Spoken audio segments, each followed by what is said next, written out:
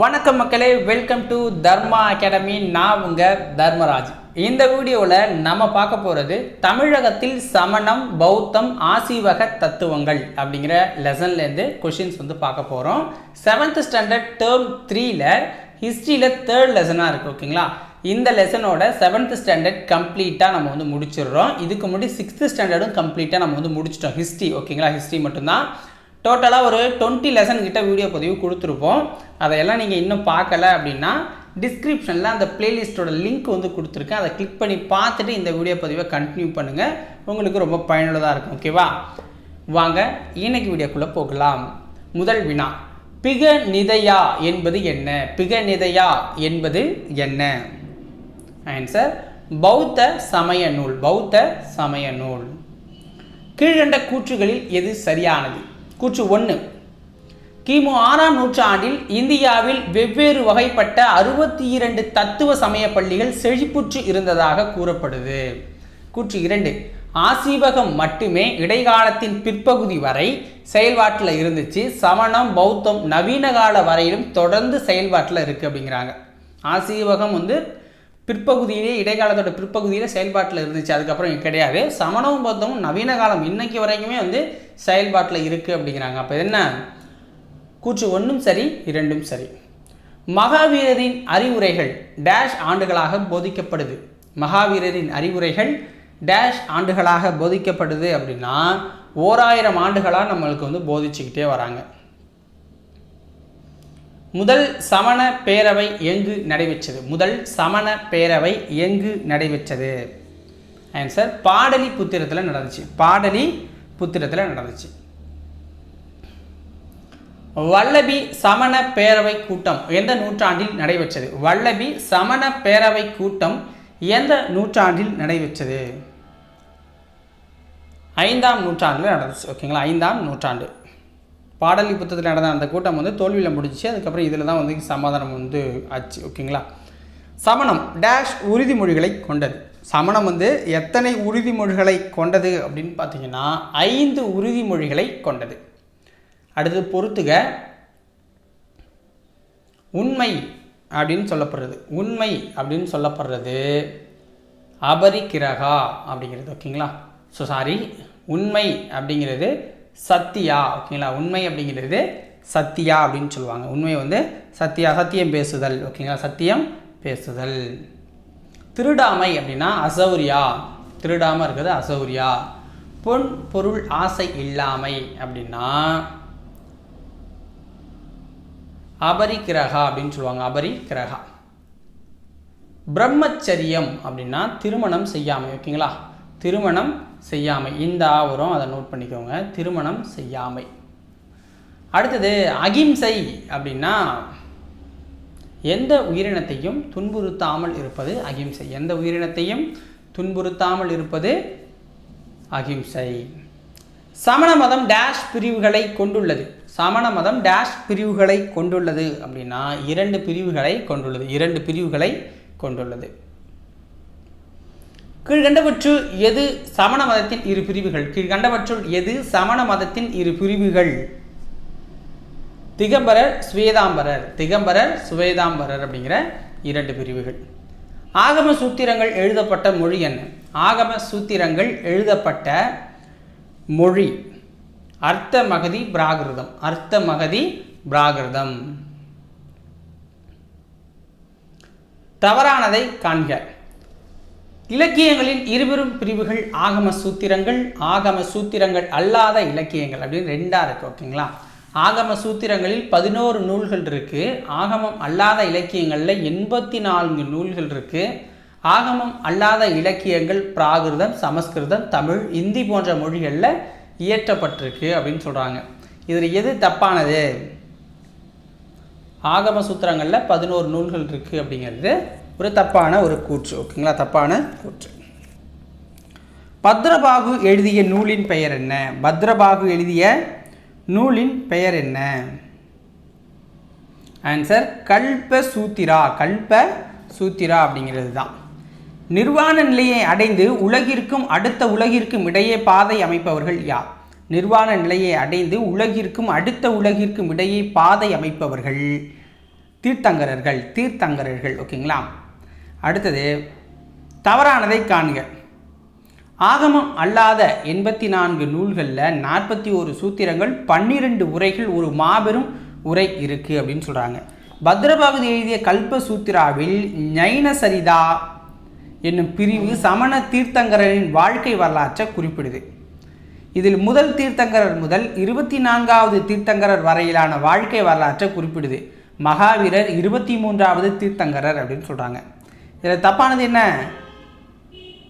Option D, மகாவீரர் 24வது தீர்த்தங்கரர். அடுத்தது பொறுத்துக. 11 அங்கங்கள். 11 அங்கங்கள் அப்படின்னு குறிப்பிடப்படுறது எது அப்படின்னு பார்த்தீங்கன்னா, சுவேதாம்பரர் பின்பற்றிய நூலை 11 அங்கங்கள்னு சொல்லுவாங்க. 5 மூலங்கள் அப்படின்னா சமணத்தின் அடிப்படை கோட்பாடு 5 மூலங்களை பொறுத்து. 12 உப அங்கங்கள் அப்படின்னா நெறிமுறை குறிப்பேடு. முதல் தீர்த்தங்கரர் பர்ஷவநாதர். தமிழர்கள் பின்பற்றிய சமண பிரிவு எது? அப்படின்னு பார்த்தீங்கன்னா திகம்பரர். கீழ்கண்டவற்றுள் எது சரியானது? சமணர்கள் கர்நாடகாவில் இருந்து கொங்கு பகுதிக்கும், சேலம், ஈரோடு, கோயம்புத்தூருக்கும், காவிரி கழிமுழ பகுதிக்கும், திருச்சிராப்பள்ளி தெற்கு முகமாக புதுக்கோட்டை பகுதிக்கும், சித்தன்னவாசல் அங்கிட்டும், இறுதியில் பாண்டிய நாட்டுக்குள்ளும் இடம்பெயர்ந்தனர் அப்படின்னு சொல்கிறாங்க. அப்போ அனைத்தும் சரிதான். ஓகேங்களா, அனைத்தும் சரியானது. சித்தன்னவாசல் குகை எந்த மாவட்டத்தில் அமைந்துள்ளது? சித்தன்னவாசல் குகை எந்த மாவட்டத்தில் அமைஞ்சிருக்கு அப்படின்னா புதுக்கோட்டை மாவட்டத்தில் அமைஞ்சிருக்கு. சித்தன்னவாசல் குகை நிலத்திலிருந்து எத்தனை மீட்டர் உயரமுடைய பெரும்பாறை ஒன்றில் அமைந்துள்ளது? சித்தன்னவாசல் குகை நிலத்திலிருந்து எத்தனை மீட்டர் உயரமுடைய பெரும்பாறை ஒன்றில் அமைந்துள்ளது? 70. சித்தன்னவாசலில் எத்தனை சமண படுக்கைகள் உள்ளன? 17 சமண படுக்கைகள் இருக்கு. சித்தன்னவாசல் தொல்லியல் துறை பாதுகாப்பின் கீழ் வந்த ஆண்டு என்ன? சித்தன்னவாசல் தொல்லியல் துறை பாதுகாப்பின் கீழ் வந்த ஆண்டு என்ன? 1958. காஞ்சிபுரத்தில் உள்ள சமண கோவில்கள் எத்தனை? 2 கோவில்கள் இருக்கு. சந்திரபிரபா கோவில் எந்த ஆண்டு சங்கீத மண்டபம் கட்டப்பட்டது? சந்திரபிரபா கோவிலில் எந்த ஆண்டு சங்கீத மண்டபம் கட்டப்பட்டுச்சு அப்படின்னா 1387. தவறானதை காண்க. சித்தன்னவாசல் ஓவியங்கள் அஜந்தா குகை ஓவியங்களுடன் ஒப்புமைப்படுத்தப்படுது. சித்தன்னவாசல் அறிவர் கோயில் என்றும் அழைக்கப்படுது. கிபி 5ஆம் நூற்றாண்டு சீன பயணி யுவான் சுவாங் தமிழகம் வந்தார். மகேந்திரவர்ம பல்லவன் ஒரு சமணராக தொடக்கத்தில் இருந்தார் அப்படின்னு சொல்கிறாங்க. இதில் எது தவறு? கிபி 5ஆம் நூற்றாண்டில் வந்தது அப்படிங்கிறது தப்பு. ஓகேங்களா.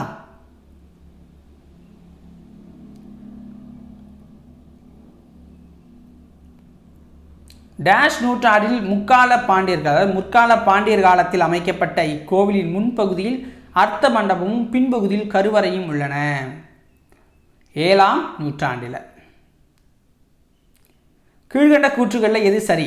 கூற்று 1, காஞ்சியில் உள்ள 2 சமண கோவில்கள் திரிலோக்கியநாத ஜைன சுவாமி கோவில், தீர்த்தங்கரருக்கு அர்ப்பணிக்கப்பட்ட சந்திரபிரபா கோவில். காஞ்சியில் இருக்க 2 சமண கோவில்களும் என்னென்னு சொல்லிட்டோம். தூத்துக்குடி மாவட்டம் கோவில்பட்டி வட்டம் கழுகுமலையில் உள்ள கிபி 8ஆம் நூற்றாண்டை சேர்ந்த சமண கோவில் தமிழ்நாட்டில் சமணம் புத்துயிர் பெற்றதை குறிப்பிடுது அப்படிங்கிறாங்க. ஸோ இதில் 2 கூற்றுமே சரிதான். 2011 மக்கள் தொகை கணக்கெடுப்பின்படி தமிழ்நாட்டில் உள்ள சமணர்களின் எண்ணிக்கை என்ன? 2011 மக்கள் தொகை கணக்கெடுப்பின்படி தமிழ்நாட்டில் உள்ள சமணர்களின் மக்கள் தொகை 83,359. பஞ்சவர் படுக்கை எங்கு உள்ளது? கழுகுமலையில் அமைஞ்சிருக்கு. பொறுத்துக. புஷ்பசேனா இருகப்பா, ஸோ புஷ்பசேனாவோட அமைச்சர் அப்படின்னு கூட சொல்லிக்கலாம், உதவியாளர் அப்படின்னு சொல்லலாம். ஹரிஹர ராயர் அப்படின்னா விஜயநகர அரசராக இருந்தவர். சமணர் எண்ணிக்கை அப்படின்னா 0.12 விழுக்காடு. அந்த 83,000 பேர்னு சொல்லணும்ல, அதை வச்சு சொல்கிறாங்க. கழுகுமலை அப்படின்னா பராந்தக நெடுஞ்சணியன், அவருடைய காலத்தில் அது கிரியேட் பண்ணப்பட்டுச்சு. திருமலையில் உள்ள நிமிநாதருடைய, அதாவது நேமிநாதர்னு கூட சொல்லுவாங்க. ஓகேங்களா. நேமிநாதருடைய சிலையின் உயரம் என்ன? 16. ஓகேங்களா. கீழ்கண்டவற்றுள் எது சரியானது? திருமலை சமண கோவில் தமிழ்நாட்டின் திருவண்ணாமலை மாவட்டம் ஆரணி நகரின் அருகே அமைஞ்சிருக்கு. கிபி 12ஆம் நூற்றாண்டை சேர்ந்த 22வது தீர்த்தங்கரான நேமிநாதர் உடைய சிலையும் இங்கு அமைஞ்சிருக்கு. தமிழகத்தில் காணப்படும் சமண சிலைகளில் மிகவும் உயரமானது நேமிநாதர் சிலை. ஆன்சர் என்ன? மேற்கண்ட அனைத்தும் சரி. கீழ்கண்ட கூற்றுகளில் எது சரியானது? மதுரையிலும் அதை சுற்றிலும் 26 குகைகளும் 200 சமண கற்படுகைகளும் 60 கல்வெட்டுகளும் 100க்கும் மேற்பட்ட சிலைகளும் உள்ளன. அதற்கு மிகச்சிறந்த உதாரணம் கீழக்குயில்குடி கிராமம். இங்குள்ள குன்றுகள் மதுரை நகருக்கு மேற்கே 12 கிலோமீட்டர் தொலைவில் மதுரை டு தேனி நெடுஞ்சாலையில் அமைஞ்சிருக்கிறது தான். ஓகேங்களா? இந்த சிற்பங்கள் கிபி 860 900 ஆட்சி புரிந்த பாண்டிய அரசன் பராந்தக வீரநாராயண பாண்டியன் காலத்தை சேர்ந்தது அப்படிங்கிறாங்க. அப்போ அனைத்து கூற்றுகளும் சரிதான். பள்ளி என்பதன் பொருள் என்ன? பள்ளி என்பதன் பொருள் சமணர்களின் கல்வி மையம். சமணர்களின் கல்வி மையம். புத்தரின் உண்மையான பெயர் என அறியப்படுவது என்ன? புத்தரின் உண்மையான பெயர்னா சித்தார்த்த சாக்கியமுனி கௌதமர். ஓகேங்களா? அதாவது சித்தார்த்தர் அப்படிங்கிறது அவருடைய இயற்பெயர். ஓகேங்களா? சித்தார்த்தங்கிறது இயற்பெயர். சாக்கியமுனினா அவங்க வம்சம் சாக்கிய வம்சம், சொன்னால சாக்கியமுனி அப்படிங்கிறாங்க. கௌதமர்னா அவங்க அம்மாவுடைய பேர், சிற்றன்னையோட பேருங்கிறதால கௌதம புத்தர் அப்படிங்கிற சொல்லுவாங்க. ஓகேங்களா?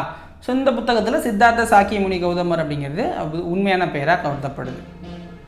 புத்தரின் டேஷ் பேருண்மைகள் கொண்டிருந்தார். புத்தர் டேஷ் பேருண்மைகளை கொண்டிருந்தார் அப்படின்னா 4 பேருண்மைகளை வச்சுருந்தார். ஓகே, 4 பேருண்மைகளை அவருக்கு வச்சிருந்தார். 36 பொறுத்துக. புத்தர் முது நிறைவை எட்டியவர். அரச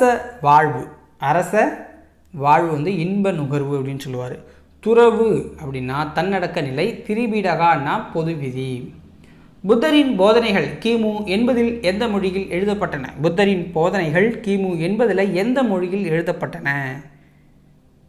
ஆன்சர் என்ன? பாலி மொழியில் எழுதினாங்க. பாலி மொழியில் எழுதப்பட்ட திரிபீடகா 3 பிரிவுகள் எவ்வாறு அழைக்கப்பட்டன? பாலி மொழியில் எழுதப்பட்ட திரிபீடகா 3 பிரிவுகள் எவ்வாறு அழைக்கப்பட்டனர் அப்படின்னா 3 கூடைகள் அப்படின்னு சொல்லுவாங்க. 3 கூடைகள். அடுத்தது பொறுத்துக. வினய பீடகானா பௌத்த துறவிகள். சுத்த பீடகானா மூல கோட்பாடு. அபிதம பீடகா அப்படின்னா நுண்பொருள் கோட்பாடு. ஜாதகங்கள் அப்படின்னா புத்தரின் வாழ்க்கையை குறிக்குது. ஓகேங்களா? கீழ்கண்டவற்றுள் எது சரியானது? இலங்கையின் புகழ்பெற்ற வரலாற்று தொகுப்புகள் மகாவம்ச தீபவம்சம். இலங்கையோட புகழ்பெற்ற வரலாற்று தொகுப்புனா மகாவம்சமும் தீபவம்சமும். மகாவம்சம் இலங்கை மற்றும் இந்திய துணைக்கண்டத்தின் அரச குலங்களை பற்றி சொல்லும். தீபவம்சம் அப்படிங்கிறது புத்தருடைய போதனைகளையும் அவற்றை பரப்பியோர் இலங்கைக்கு வருகை புரிந்ததை பற்றியும் பேசுது அப்படின்னு சொல்கிறாங்க. அப்போ எல்லாம் சரிதான். கீழ்கண்டவற்றுள் எது சரியானது? பாக்டீரியன் அரசன் என்பவருக்கும் பௌத்த பிட்சுவான நாகசேனர் என்பவருக்கும் இடையே பௌத்தத்தின் சில அம்சங்கள் குறித்து நடைபெற்ற உரையாடலை கொண்டுள்ளது மிலிபந்த்கா என்னும் நூல்.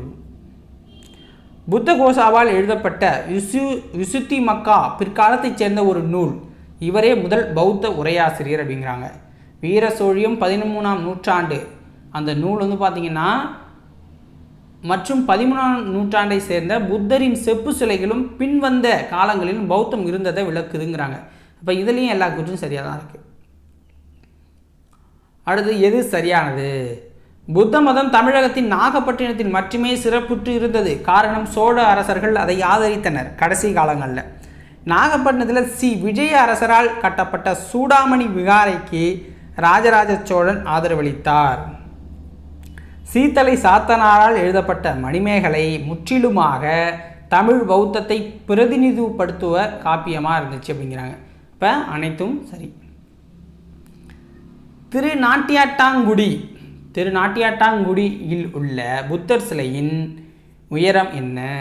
1.03 மீட்டர். 1.03 மீட்டர். அடுத்தது பொறுத்துக. புத்த சரிதான்னா அஸ்வகோசர். மகாவம்சம் அப்படின்னு பார்த்தீங்க அப்படின்னா கல்வி நிலையம். ஓகேங்களா? அதாவது அரச குலங்களை பற்றி அது விளக்கி சொல்கிறது அப்படின்னு வச்சுக்கலாம். மகாவம்சம் வந்து அரச குலத்தை பற்றி சொல்லுது. விகாரா அப்படின்னா வாழ்விடம், கோவில். தட்சசீலம்னா கல்வி நிலையம். ஓகேங்களா? ஸோ இது கடைசியாக வரணும். இது வந்து ஓகேங்களா? அதை நோட் பண்ணிக்கோங்க. ஆசீவக தத்துவத்தை ஆதரித்தவர் யார்? ஆசீவக தத்துவத்தை ஆதரித்தவர் தசரதா அப்படிங்கிறவர் தான். ஆசீவர்களின் தலைவர் எவ்வாறு அழைக்கப்பட்டார்? ஆசீவர்களின் தலைவர் எவ்வாறு அழைக்கப்பட்டார் அப்படின்னா கோசலா மண்காளி புத்தா அப்படின்னு அழைக்கப்பட்டார். அடுத்தது பொறுத்துக. ஆசீவக தத்துவம் கர்மா, அதை வந்து அடிப்படையாக இருக்கும். வஜ்ரபோதி அப்படின்னா தாந்திரக சடங்குகள் செய்பவர். புத்த கோசா அப்படின்னா முதல் பௌத்த உரையாசிரியர். விகாரான்னா அது வந்து சமஸ்கிருதத்தில் எழுதப்பட்ட ஒரு நூல்னு வச்சுக்கலாம், ஒரு ஆலயம்னு வச்சுக்கலாம். ஓகேங்களா? கீழ்கண்டவற்றுள் எது களப்பிரர்களால் ஆதரிக்கப்பட்டது? சமண மதம். அடுத்தது பொறுத்துக. 24வது தீர்த்தங்கரர் மகாவீரர். சீவக சிந்தாமணியை எழுதினவது தீர்த்தக்கத்தேவர். ஜைன சரிதா அப்படின்னா அது ஒரு சமண நூல். சாக்கியமுனி கௌதமர்னா புத்தர். விகாரா என்பது எந்த மொழி சொல்? விகாரா என்பது சமஸ்கிருத சொல். சூடாமணி விகாரை யாரால் கட்டப்பட்டதுன்னா ஸ்ரீ விஜயா அப்படிங்கிற அரசரால் கட்டப்பட்டது. புஷ்பசேனா என்னும் சமண முனிவரின் சீடர் யார்? புஷ்பசேனா என்னும் சமண முனிவரின் சீடர் இருகப்பா அப்படிங்கிறவர் தான். இதோட இந்த வீடியோ பதிவு முடியுது. நாளைக்கு வேறொரு வீடியோ பதிவில் சந்திக்கலாம். நன்றி மக்களே.